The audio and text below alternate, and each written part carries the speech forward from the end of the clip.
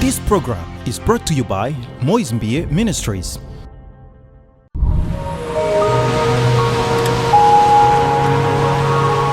Est-ce que tu as remarqué qu'au verset 29,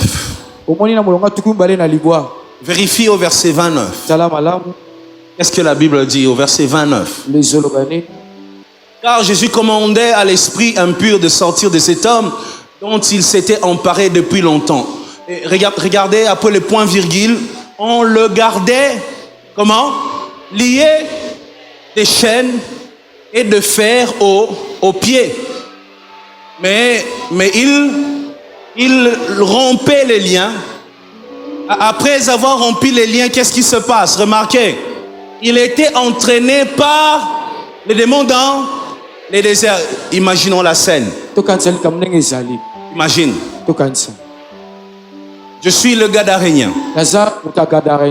Vous êtes là en train de m'observer. Regardez. Quelqu'un vient, me lie les pieds, le main. Là, vous avez pitié. Ngoyao. Ngoyao. Bakangi Ngoyao. Tu vois? Et moi là, j'ai personne pour m'aider. Je me bats. Est-ce qu'on peut me donner une carte d'Afrique là? Je me bats. Je fais des efforts. Très bien. Je fais des efforts. Après des heures, après une année, après 5 ans, après 10 ans, après 30 ans, ou après un siècle, je me suis battu. Pouf, les liens sont tombés. Ok? La Bible dit, on les liait, mais il rompait les liens. C'est-à-dire il s'est battu pour que finalement les chaînes tombent. Mon problème, c'est pas le fait que les chaînes tombent. Mon problème, c'est ce qui vient après la chute des chaînes. Donc, il s'est battu. On l'a lié. On l'a maintenu dans l'esclavage, dans la servitude. Il s'est battu. Il a pu se défaire de ces chaînes-là. Et après, quand on le regarde, on est heureux, on dit il est libre.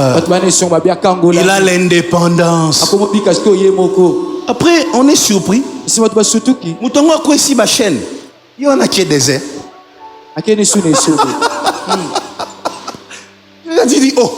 Donc ça veut dire cette lutte, tous ces combats, c'était pour aller dans le désert. Et c'est ça l'Afrique. Quand j'ai lu ça, j'ai pensé direct à l'Afrique. On a demandé. On s'est battu pour la liberté. Après nous-mêmes, on a choisi les déserts. Quand je regarde la Libye, comment ils ont chassé Kadhafi, qu'on a retrouvé dans un trou. Après aujourd'hui, la Libye, il y a la crise. Je me dis, oh Seigneur, les Gadaréniens, on s'est battu pour finir comme ça. Aujourd'hui en Algérie, il y a Boutelfika qu'on veut chasser. Oui, je ne suis pas contre. Il faut que quelqu'un qui a fait longtemps puisse partir. Ça c'est obligatoire. Personne ne doit rester éternellement. Mais seulement après la délivrance. Qu'est-ce qu'on fait? On a l'Afrique du Sud après l'apartheid. Non, on ne veut pas les Anglais dans notre pays. Ils doivent partir. Est-ce que vous savez que l'Afrique du Sud est le premier pays où il y a plus de revendications au monde? Bango, Ezaka, Balamuki, moi il n'a pas bimité, bah marché, moi il faut bima, moi il faut bima. Là-bas il y a des grèves. Pour n'importe quoi, au point que les investisseurs commencent à fuir. Parce qu'un jour de grève peut représenter une grosse perte pour un investisseur. Au point que les gens commencent à fuir leur pays. Oui. Ils ont eu leur indépendance. Un jour, je me suis retrouvé en Afrique du Sud. On est arrivé à la station de service. Comme une station pompiste. Avandi kuna nanda kuna bango bavandaka. Azo achia biso essence te. J'étais avec un ami. Dans la voiture. On a fait 2 minutes. Il ne venait pas. 3 minutes. Après, on voit un blanc. Il y a une voiture à garer. Où tu as un essence.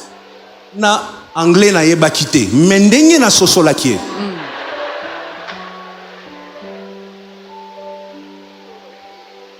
J'ai sorti n'importe quoi ce jour-là de ma bouche. You tell me essence. Essence, you refuse. You malade. You refuse. Anglais mo rebima kiwana. Yemo ka comprendre kiango. You zealous me. Là c'est pour dire aux autres zélisanga. You zealous me. Yo se kisangai. You mourning the blanc. You coming vite. Ah. Wana anglais bi même kolo wana. Non, mais on était non. On pouvait pas supporter ça. Mais non, comment tu as vu un blanc et tu viens? Nous les noirs, tes frères. Donc ça veut dire l'indépendance que vous avez demandé, c'est pour continuer à être complexé. Combien parmi nous ils viennent dans les églises? Seigneur, je vais vivre un miracle. Et après le miracle, nous sommes dans une église où Dieu agit. Mais ce qui me choque, moi ton pasteur, ce qui me donne envie de pleurer, sois doux avec moi. Ce qui me donne envie de pleurer parfois, c'est les attitudes après le miracle. Quelqu'un qui a souffert pendant des années avec une maladie, la personne est venue prier. Après une année, le Seigneur a fait. Après le jour où tu entres sur Instagram, tu vois la personne, Mesa Vandi, Moulango Ezalikola Mesa Wana. La photo. Et c'est là que tu dis, au cas où tu peux vivre un miracle en église. Parfois le pasteur n'a pas mangé, il n'a pas bu pour que tu puisses vivre un miracle. Des sacrifices énormes au point qu'il tombe malade. Il sacrifie son entourage. Quand il vient, l'onction est libérée, tu vis le miracle, tu es comme ces Gadaréniens, tu t'es battu, les chaînes sont tombées, mais après, qu'est-ce que tu fais? Il faut toujours pouvoir, Et après?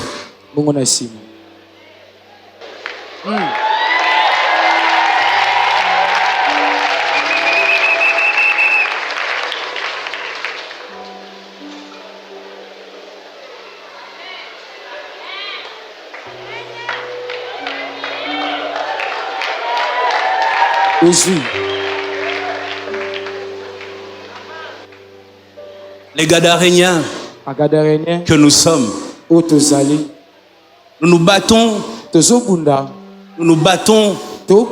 pendant des années lorsque les bonnes choses nous arrivent. Aux États-Unis, beaucoup des enfants noirs n'aiment pas étudier. Ils n'aiment pas. Ils n'aiment pas étudier.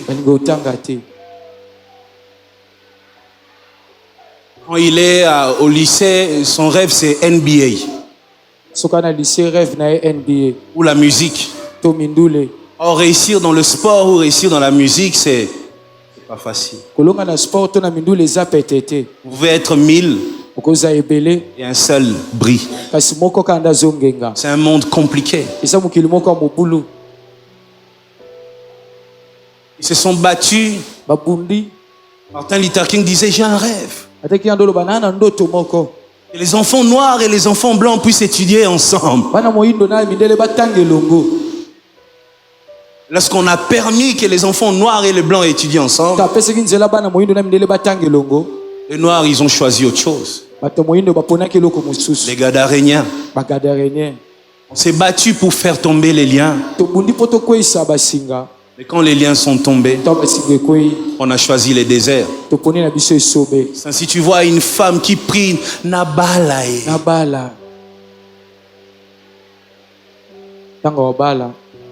Quand le mariage vient, tu vois son comportement. Le mariage, tu dis au Seigneur, tu as envie de le ramener à l'église pour dire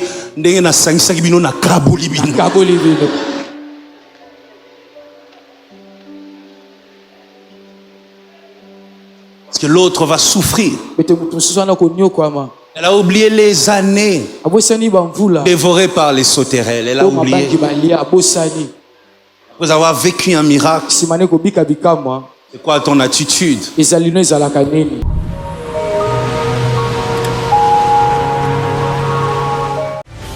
This program is brought to you by Moise Mbie Ministries.